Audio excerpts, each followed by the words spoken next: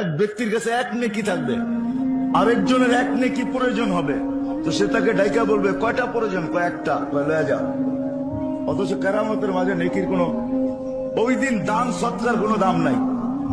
ও আস্তে আস্তে যাবে, আমি শর্ট করতেছি, আস্তে আস্তে। আল্লাহ জিজ্ঞেস করবে এত খুশি কেন, পায়া গেছি।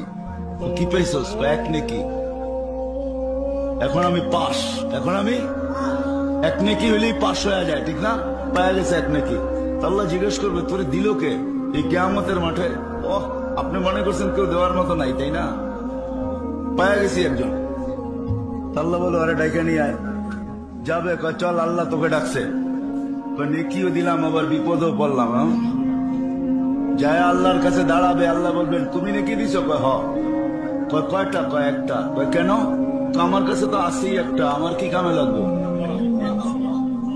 ওইখানেও রংবাজি স্টাইলের করবে, আসি তো একটা, আমার কি কামে লাগবে? আমি তো জামুই দুজকে, ওর কামে লেগে যাক, এটা নষ্ট করে লাভ আছে? আল্লাহ বঙ্গি দেখে করবো আমার চেয়ে বড় দাতা হইতে চাস, ঠিক না?